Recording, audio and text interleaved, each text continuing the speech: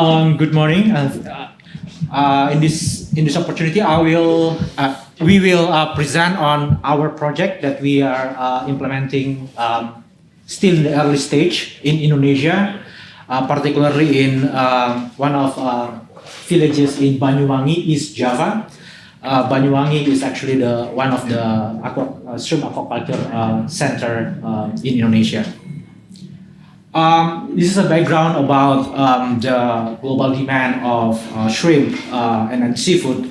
And for Indonesia, in terms of protein intake, almost 50% are coming from fisheries, of course, and the rest is coming from other meats and eggs.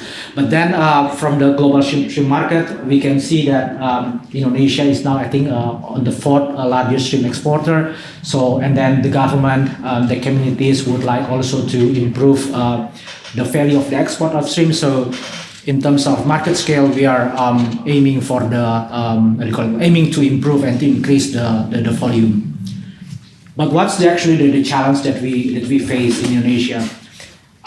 In the previous slide, you saw that majority of the shrimp farming in Indonesia is semi-traditional, semi-intensive and traditional, meaning that extensification, land use change, land conversion, particularly mangrove, to be changed into shrimp ponds, and this is actually massive, and it triggers a lot of mangrove deforestations.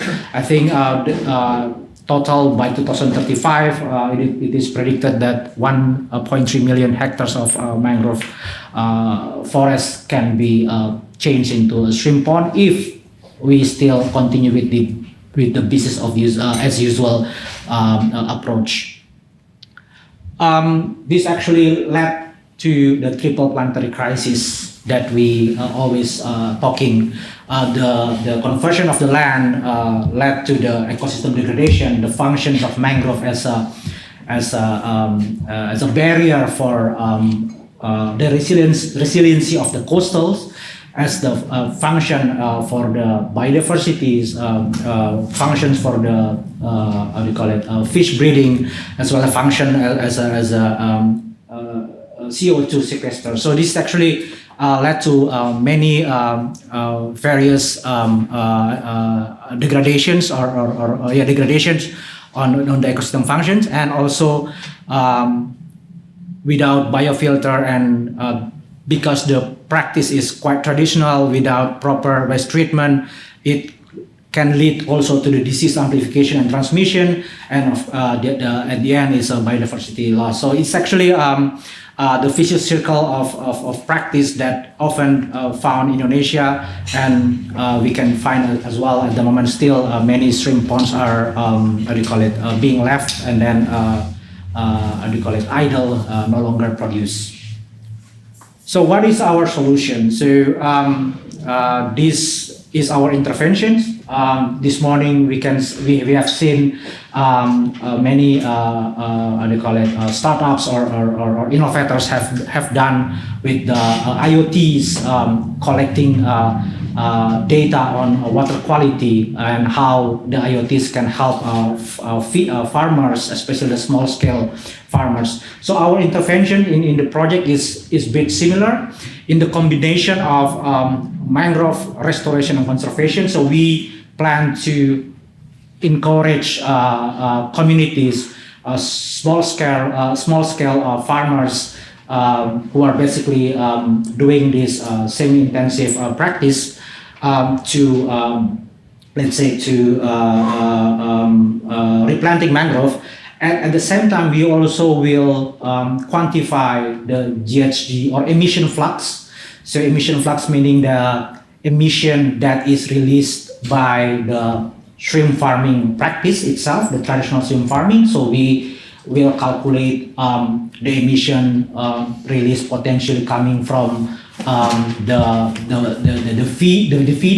food that is transformed into, let's say, nitrogen oxide, and also from the land conversion of the mangrove. And then we deduct with the amount with the ability of mangrove to sequester and to stop the emissions within the stream point. So basically, that's the combination of carbon neutrality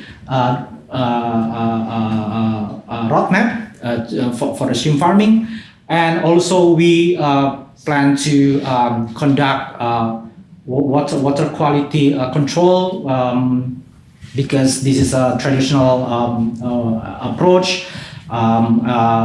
Many how do you call it, water intake and outflow is basically not really properly treated, so there will be interventions on installation of water treatment system for communal for several farmers, several ponds, and as well as include our hardware on the IoT. So the hardware is basically to capture the data on the salinity, acidity, water and air temperature, and providing alert to the farmers on the status of this biophysical indicator of this water.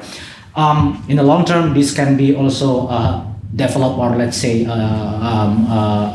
expanded with the technologies that have been developed by, let's say, industries in Thailand that we have seen in an earlier presentation. And the device that is being developed is utilizing solar panel. There are several indicators within the systems, and we are still now testing out, and we are planning to install into the ponds. For the next slide, I will hand over to my Mr. Burhan, my colleague, to present. Thank you, Pak Rocky. This is the step what we are doing between mangrove restoration and also shrimp ponds development. Actually, the location will be piloting in Banyuwangi, West Java, but before we already have one pilot located in Central Sulawesi. So on the mangrove restoration, we have like 5 stages. When the first one, we should be designing the mangrove restoration area. The total area of this pilot is around 10 hectares, and we divided 6 hectares for shrimp pond and around 4 hectares for mangrove restoration area. Because one of the big problem in Indonesia, there is in 19 years so many land use change from mangrove to be make it a pond. So this pilot, we combining restoration of mangrove. The first one we should be designing, and the second one, when we introduce the engineering construction, this is also should be designed by expertise, because we would like to see how we can ensure mangrove can grow very well in mangrove area, because we have to ensure the flowing of the water from sea and also coming out from the shrimp pond. Then can be the quality of the water from shrimp pond can be can be managing to reduce the pollution from the shrimp pond in mangrove area.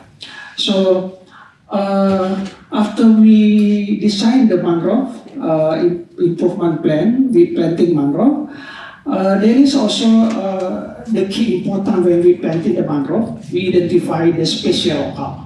So we should be also ensure how the species local can be growing very well in the mangrove area. So this is the some of the picture in the location.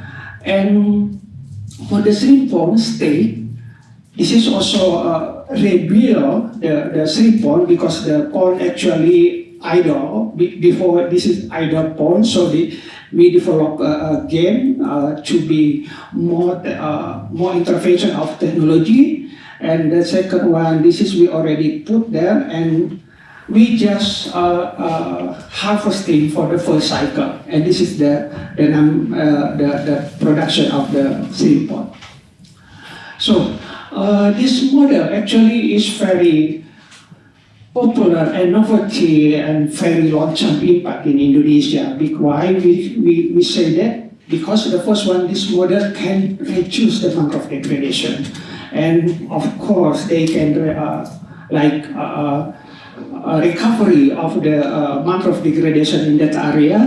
And also for the community, local community can get more benefit because they can improve the productivity of the shrimp pond. And the others, we can see there is also adopting green gray infrastructure on the pushing, and there is also contract wastewater treatment. So we combining how we monitoring the quality of the water from the wastewater treatment, then also mangrove area. So the quality of the water can be more good to be reused for the shrimp pond. And this is just showing to you all that if we have one area that only build for the shrimp pond, so the productivity maybe can more higher the productivity. But if we combine the scale up of the climate smart shrimp aquaculture, we can have increases in productivity. We can also have sustainability environment, and of course, the community can get a premium price about the shrimp product. This is the product, the result of our project in that area. So we can see the number of production for shrimp pond and also the progress of the mangrove restoration area. So we already planting around 5,000 mangrove in there, and currently we doing monitoring how they can growing well of the mangrove. And the last, this is also this is also the important benefit, because if they apply this model, they can also have certificate. So that's why the local community can get a premium price, because one of the requirements to get a certification in Indonesia, we call it like CBIB, they should be integrated between mangrove restoration and also improving the shrimp production. I think that's all. Thank you.